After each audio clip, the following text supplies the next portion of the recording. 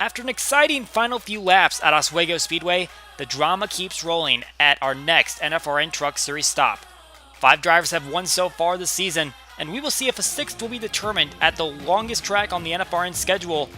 Today we are at Zen Joltis Quad Oval Mega Speedway for the New Mexico 200. Hello again everybody, Colin Denton here on the call today for RVN. Just 3 races remain this regular season in the NFRN Truck Series. 5 different winners so far, all of whom have clinched a playoff berth. But 3 spots remain that could go to another winner today, or we can see if it opens up on points. And the points competition in this series is as close as it is in any other series. This could be an exciting race to the playoffs, but we're going to see what this wild card presents. Zen Joltis, a 4.92 mile super speedway, one of the biggest tracks that we will go to in the NFRN, and it is a little bit familiar, not to any of these drivers as they are all rookies to the league, but we did go here in the playoffs of the Elite Cup Series last season, and that was quite a ride that we will see if that intensity rolls over into this one. Of course, to start off the evening, we had 2 duels and a feature event to see who would be the 6 part-time drivers advancing to today's race. However, we'd have several big incidents along the way. Here's a big crash in the middle of the pack, the 45 going around Chris Stottlemyre right there. Big hit for Tristan Nudet right there. Driving to number 9 this week, Carson Mitchell in the 63 also going around. And coming to the checkered flag again in turn 4, which is one of the most treacherous corners of this track. Tanya Breyer going around, as well as a few other trucks. Ryan Reed, Luke Evans, Etienne Jones, all involved in that one. Coming to the checkered flag in a big pack. Justin Garza would be the one that leads them there. Emmett Juckham trying to make his 2nd start in a row. And Keyshawn Richardson in the 80 truck that he possessed last race. Those 10 would move on to the feature event later on. Duel number 2, though, taking place right here with the 07 and the 44 taking the front row. However, in turn 4, once again, a huge hit into the outside wall. Jonathan Mick trying to make his first attempt in the 61 truck, and Adam Lewis going for a tumble. Here it is from the opposite angle. You can see just how much impact that 61 truck took, and the 05 just got squeezed in there. The 28 and the 99 also involved. Diego Yepes in the 44s made a start this season. Lewis fortunately going to land on all 4s and somehow managed to drive that truck away. And then once again, this time in turn 3, a huge flip. Tyler Bate gets up on the wall. The 88 also going over. That's Justin Zeidel. The 97 of Bate, though, had the most airtime as he went into the catch fence, tumbled, and would eventually land on his roof. The rest of the drivers would come back and take the checkered flag.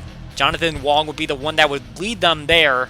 Carter Thiessen and Tyler Sage also following, but the top 10 would obviously move on to the feature event. We'll take a look at how that finished up. Those 20 trucks lined up as they finished in the dual events.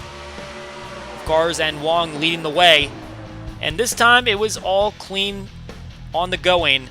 Emmett Juckham in the 33 took an early lead as they stayed in the pack, but unfortunately he was not able to hold that off, and in the end it was going to be a very tight race. All in a pack, they come to the line. Jonathan Wong wins just over Evelyn Yee, but it was the 80 truck of Keyshawn Richardson that was in the 3-wide battle and able to take away the spot he needed to advance to his first race. So after winning duel number 2, Jonathan Wong is able to advance to his first career race in the NFRN Truck Series, as well as Evelyn Yee and Keyshawn Richardson. Cameron Fargo, Richard Morris, and Lucas Setz, all drivers that have made starts before, but Setz has not started since Columbia. You can see where the rest of the drivers finished in this one. Emmett Juckham comes up short in 11th place. Justin Garza, despite winning the first duel, ends up in 18th. And a quick shout out to our hot seat driver, which is once again Clint McComb, who's on a streak of 3 top 5 finishes in a row, including his win at Twin Ring Motegi. 2 4th place finishes at Trenton and Oswego, trying to see what he can do to keep that streak alive. Maybe with a win here today at Zen Joltis. Obviously his teammate won here last season. And just to tie up some loose ends, all drivers with the exception of 2 already released from the Infield Care Center, Jonathan Mick and Tyler Bates, are undergoing some concussion tests to make sure they are alright, but they are in stable condition. That's going to wrap up our brief pre-race show. Let's take it on trackside for the command. Race fans, it is time for those most famous words in motorsports. Here to give the command from Temperance, Michigan, please welcome United States Marine Corps Master Gunnery Sergeant Jimmy Cowell. Drivers, start your engines!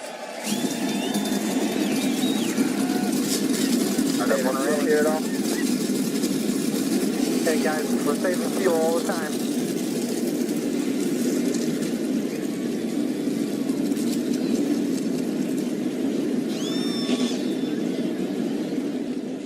It's a good night for a race as the drivers get their engines started.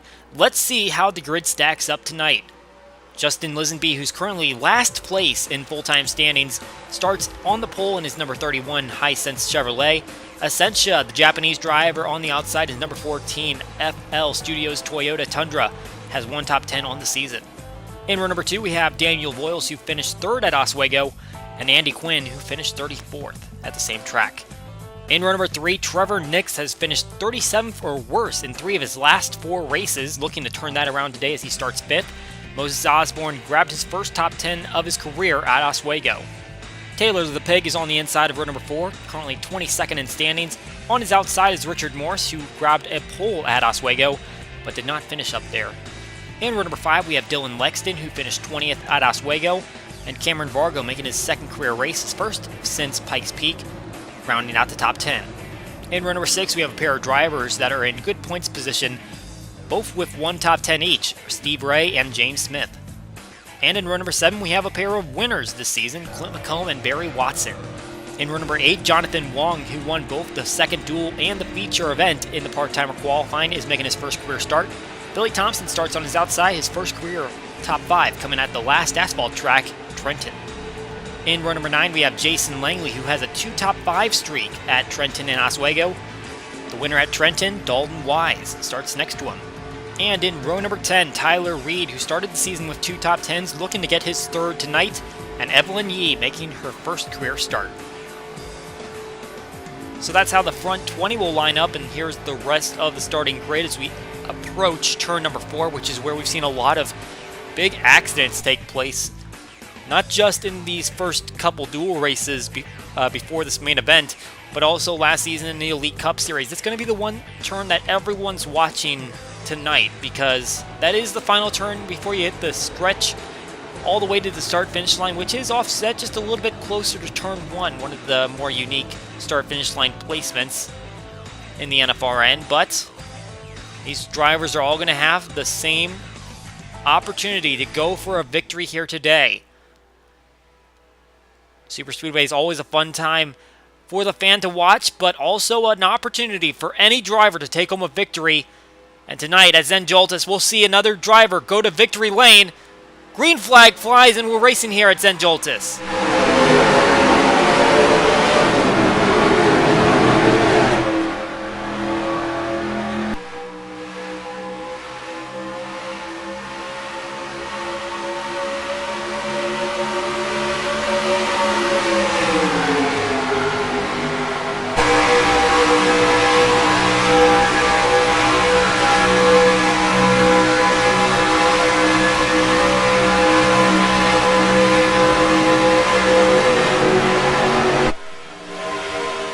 Look at that, already 4 wide. Moses Osborne way out there on the high line, and probably not in the ideal position that he wants to be in right now, as he's going to fade far back into this field.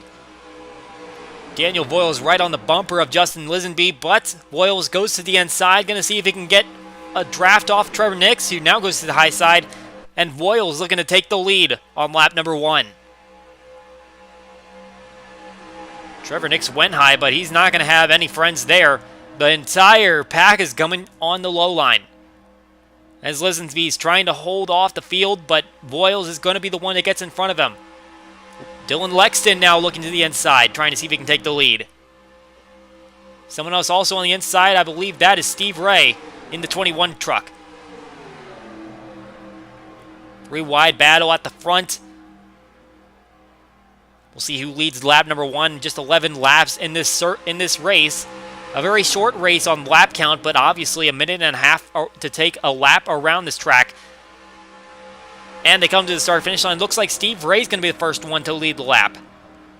running there in that middle line. Barry Watson, though, on the low line, and you can see just how packed in they are. They are 5 wide, just a few rows back from the lead. And they're going 6 wide there in the middle. You've got 3 cars right there that look like they're almost touching. And still 5 wide for about 4 rows deep. They are not playing around here tonight. They are going for a victory. No one's even trying to hang off the back. There is someone a little further back, but if they crash right now, they're not going to have any chance to slow down because they are all right there. And look at that. They are 7 wide in the middle. They cannot hold that off. And there they go. They are going to spin right here in the middle of the corner. And that's the pole sitter, Justin Lisenby, on his top. The 31 truck needed a good finish today, and he's not going to get it. He crashes on lap number 2 on his roof, and he is out of this one. Andy Quinn also there. Spun around. Kevin Knight also back here. He's been doing solid in the point standings so far this season. Caught up in this one, so is Hunter Cox, who's also pretty far up in point standings. This could be a huge equalizer on the standings chart as we see the rest of the pack start to pull to the start-finish line. Derek Anderline's going to be the one that wins the race to the line as the pack still pretty compact up here, but spread out as you get further back. But the 26 is going to be the second driver to lead the lap, and he'll take it in the pit stops. Now let's see what happened here. This is going into turn number 3. And we saw a 7 wide situation, which is definitely not going to work out. Looks like the squeeze takes place there in the middle with Richard Moore, Stephen Carmona, and Clint McComb going for a spin, your current points leader. And Lisenby just gets squeezed up there as he starts to rim ride this wall.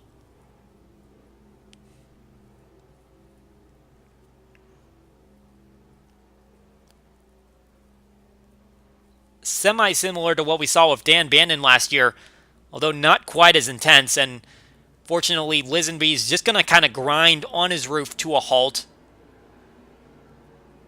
Never really went for a full flip, which is good for him, but of course he's going to have to try to get out of that car, or truck rather, from his roof. Riding on board Carmona, the 54. It seems like from that angle he was clipped rather than try to turn up the racetrack, but when you're in that wide of a situation, almost everyone that's in that line is going to be at fault. Onboard Kevin Knight, who's on the high line, and just couldn't go anywhere, swallowed up by that pack. And when you reckon to a turn, you're definitely going to see those trucks go upward before they go down. Onboard our hot seat driver, Clint McComb. Clipped from behind, and it seemed like in that mirror you could see that the 51 and the 25 might have started to come down toward the 54. And then Clint McComb's going to get stuck on the apron, which is going to cost him a lap or two as he tries to get back to pit lane, which means that his hopes for trying to win this race tonight are probably over. Now we get ready to see this first round of pit stops. A few drivers are staying out, but many of the trucks coming down to get their first fuel stop. I imagine based on the fuel window that this isn't going to be their last, but they're going to stretch it as far as they can. And I imagine that none of them are going to take tires except for those that maybe were involved in the accident, have time to repair some damage. They might go for some fresh rubber, especially if they go for a spin. We'll see who's the fastest off. Anderline, Reed, Ray leading their manufacturers as the drivers start to pull away, but it does not look like any of them are going to win the race off pit lane. It's going to be Billy Thompson, actually, that's the fastest off of pit lane. Jim Fowler going to be second up, and you can see the top 8 all gaining positions on this round of pit stops. Back soon from Zen Joltis after this quick break.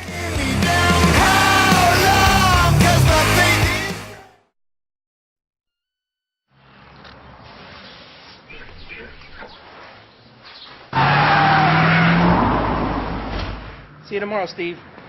Oh, dreaming. Do not let let her get young, you know? That's Tony Stewart! Tony! Get the camera! Get the camera! I got the camera! Oh, Tony, he's a huge fan. Ready? Tony, you okay? Armor All wash, wipes, and tire shines. Go ahead, stare. The 6th race of the NFRN Truck Series is just about halfway done. However, we are still taking applications for the NFRN Truck Series part-timers. The link is in the description, and the deadline for the 7th race of the year is 2 days from now. So to get entered into the next NFRN Truck Series race, be sure to go and enter yourself right now. Again, that link is in the description. We're back at Zen Joltis, ready to go green. One driver out of the race. Justin was going to be the pole sitter. Already having a bad year in points, and this is not going to help him. Green flag flies. Robbie Bell, the first driver on the racetrack to take the green flag, as he stayed out on that round of pit stops. Looking back, there's quite a few drivers that actually stayed out. Daniel Voiles, Barry Watson, Richard Morris, Benny Seitzer, and Mike Simpson. Looks like they all round out that top 6 that are those who did not take pit stops. Billy Thompson was the first one off pit lane. He is 7th. But obviously no one took tires. It's going to come down to fuel. Are these guys up front going to try to split this race in half? And honestly, taking that track position was probably an advantage to them. Not to mention the fact that they have a limited supply of fuel. Can help them run a little faster, but obviously they are running a super speedway. The draft's going to catch up to them eventually, as Barry Watson slotted into the lead temporarily. Now Daniel Voiles on the bottom line.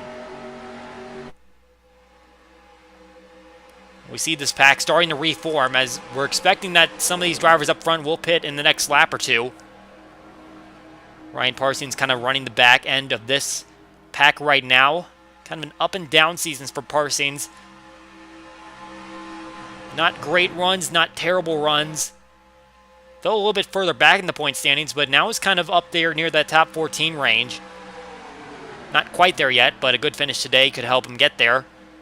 As he tries to run a little further back in the field and see if he can maintain his position at the moment and make the right moves when he needs to. However, I think everyone's going to have to come down for another pit stop. We see the drivers that stayed out are coming down right now. Voiles, Morris, Emerson Sims looks like he's coming down. I thought he took a pit stop on the caution flag, but he's coming down anyway. Mike Simpson also down after staying out. We'll hit a quick commercial break so we can see the rest of the action here on RVN. I was made in the shadows of greatness, shaped by the hands of legacy, forged in the fires of racing. I've been challenged, tested, and proven. Whether it's on that track or off, the truth is, what you're made of is what you're made to do.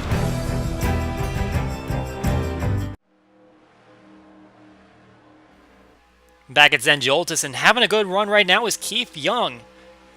Listed as 26, but making a big run up the inside line. Signed a big sponsorship deal this past week. Drury Hotels on the hood of his truck, and they will be on his truck for every race that takes place in the state that Drury Hotels operates out of. And that's a big deal for a team that is run out of pocket, very independent, very grassroots. Feeling very grateful to that company for giving him a shot.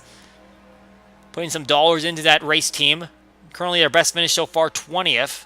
That came at Twin Ring, but taking when they actually had no sponsorship. Barry Watson trying to cut down to the inside, and now he gets made contact with Keyshawn Richardson as the 38 was trying to come down the pit lane. I believe he was another driver that stayed out on the track and now trying to get that pit service, but he made contact with the 80 truck. Keyshawn Richardson making his debut this week, putting the 80 truck in the race for the second week in a row. Emmett Juckham was running that truck at Oswego. Focus our attention back up toward the front of the field. Richardson fell off the pack. James Smith here in currently second place, listed as fifth on the leaderboard. His only top 10 so far this season has come at Columbia, and that was a 9th place finish. So another super speedway might mean that he has some good luck on this type of racetrack. And even though he's only had one top 10 this season. He's still running very consistently. Made several starts in the Amateur Cup Series. Trying to see if he can go for his first win here tonight. We see Ryan Parsons tucks into the inside lane behind Jonathan Wong, who made his first start, or was making his first start, rather, after winning the feature race for the part-timers.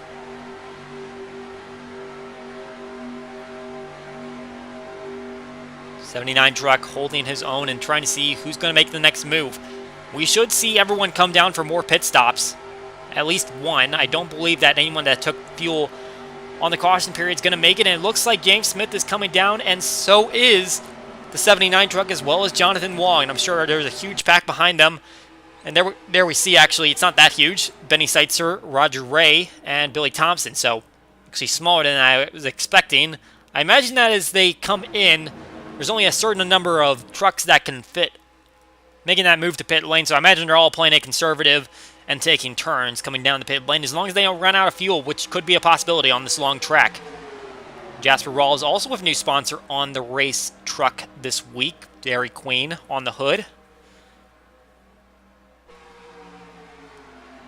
He has 3 top 15 finishes in a row, which is a great run for this driver, as he started to peak at making an Amateur Cup Series start. Hasn't quite made one yet.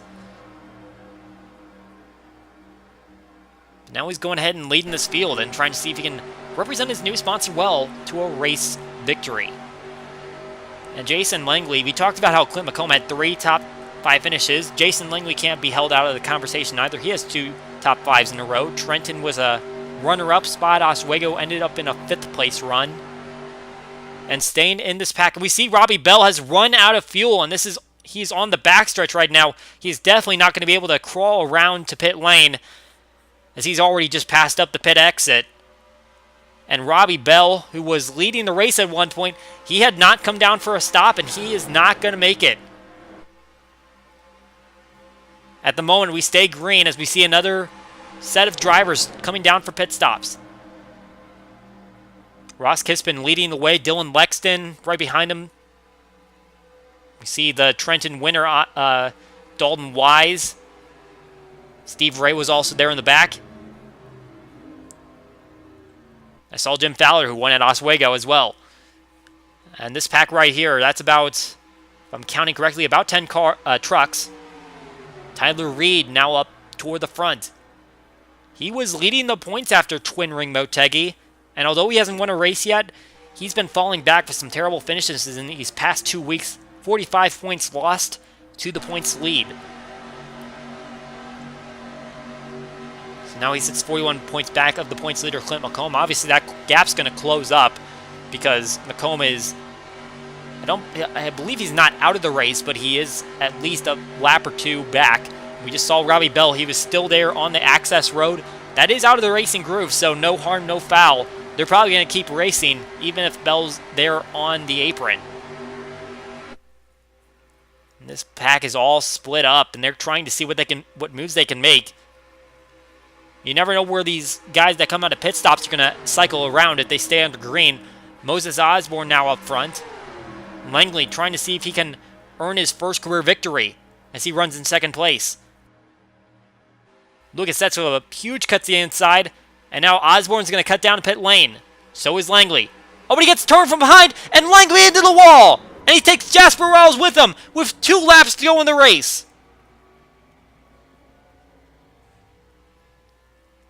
The 68 takes a shot, and he's stuck on the apron. And this changes everything, as this could be the end of the race. We saw it end under caution in the Elite Cup Series last season. This could be another race that ends under caution. Jasper Rawls has taken it to pit lane. And Tyler Reed is still out on the racetrack.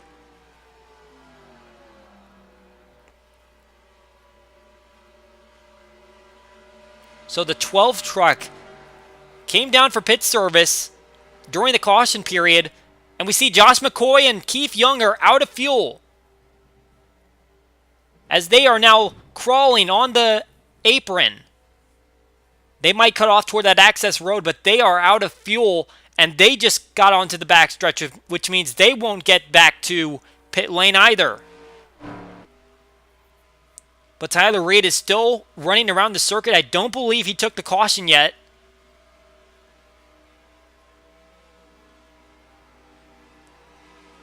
So he's going to take his truck around. He'll take the white flag. But then it becomes a question of, does he believe he has enough gas to make it to the finish line? Does he come down for a pit stop here? And he's not coming. He's going to gamble it. Tyler Reed takes the white flag. He's in the lead at the moment. Richard Morris there behind him. He is a lapped car. And Tyler Reed going to see if he can get to the finish line and win this race. Reed's got to be running on fumes at this point, as the only pit stop he made was during the caution period, but he's trying to make it work. He's going for a gamble to win a race. Now we take a look at what brought out the caution. Langley's coming down for a pit service, and Essentia didn't check up in time before the 68 pulled in front of him. And a hard hit by that 68, as well as 35, as they both hit the wall pretty squarely. And then the 68 came back up the racetrack and took the 01 truck out. I believe Rawls was also coming down the pit lane. It seemed like that based on how he was pointing his truck, but before he knew it, the 68 came right back up toward him and took him out. And took him right out of a solid finish today. We're riding on board Essentia.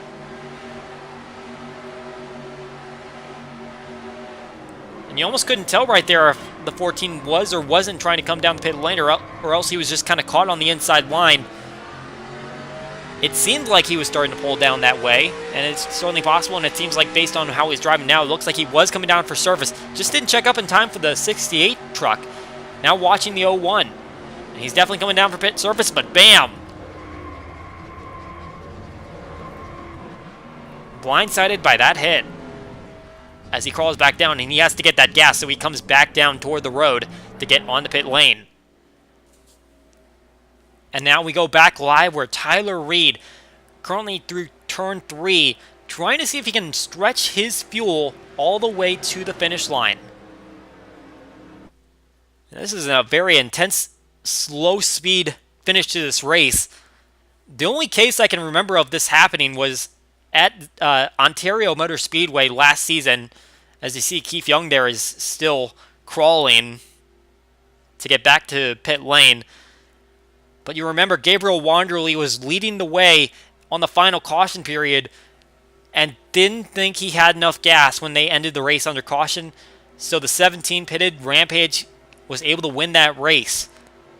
This seems like the exact same situation, except at this point, you're either finishing or you're not. Hunter Cox from second place is out of gas. And this is huge. Hunter Cox was well up there in standings. This was going to be a great point stay for him if he was able to keep himself in contention for an open spot. But he is out of gas. He is not going to finish second here. Holy cow.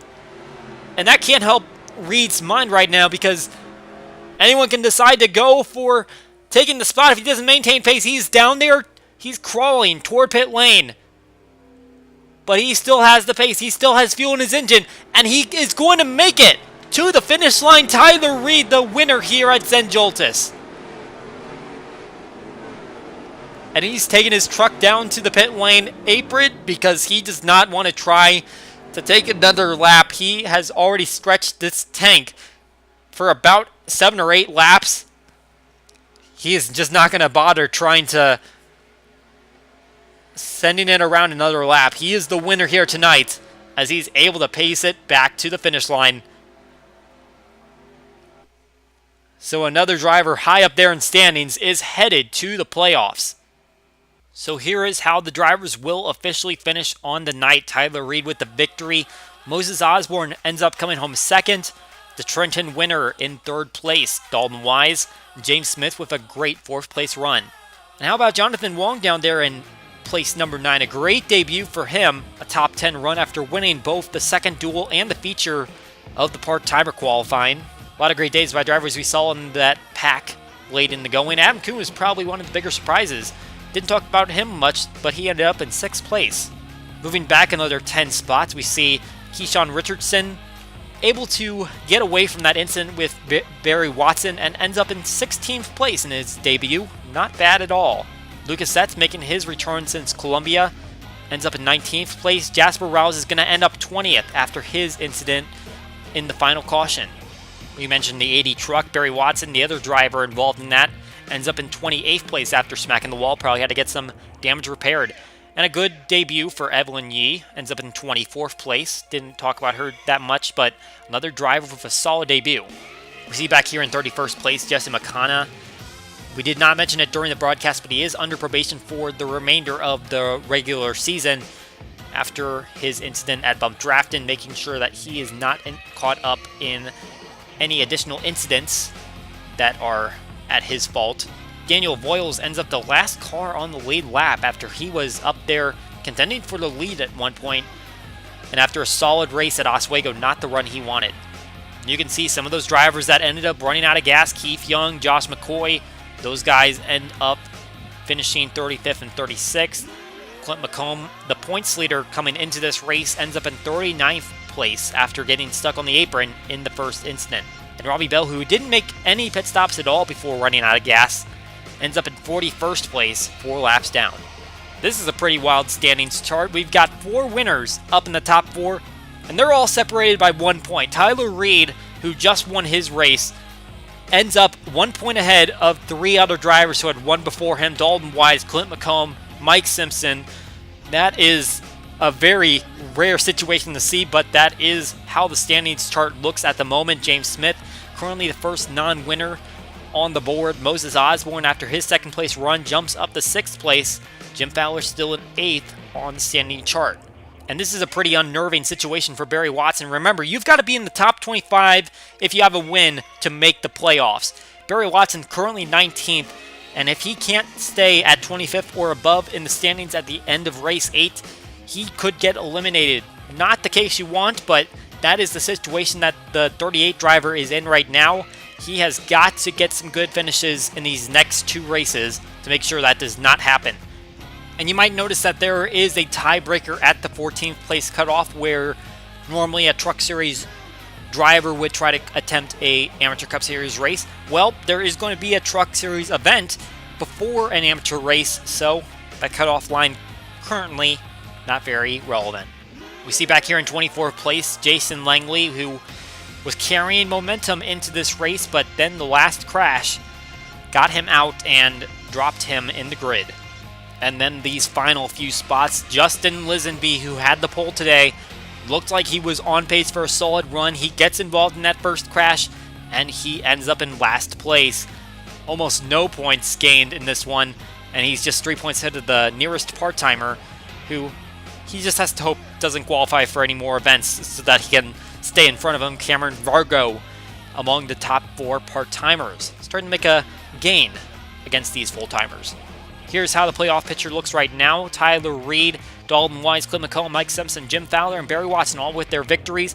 A tie at the cut line with Moses Osborne and Steve Ray, but obviously 2 races remain, 2 opportunities for a driver to earn a victory and move that cut line down.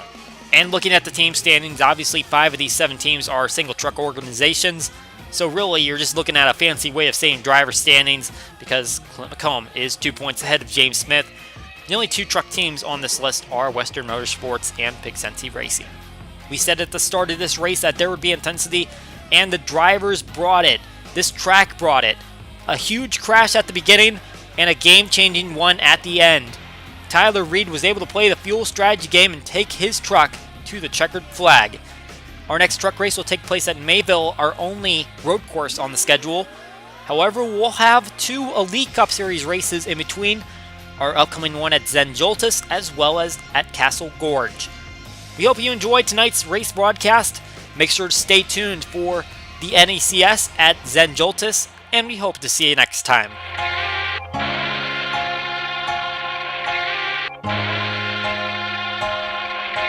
Now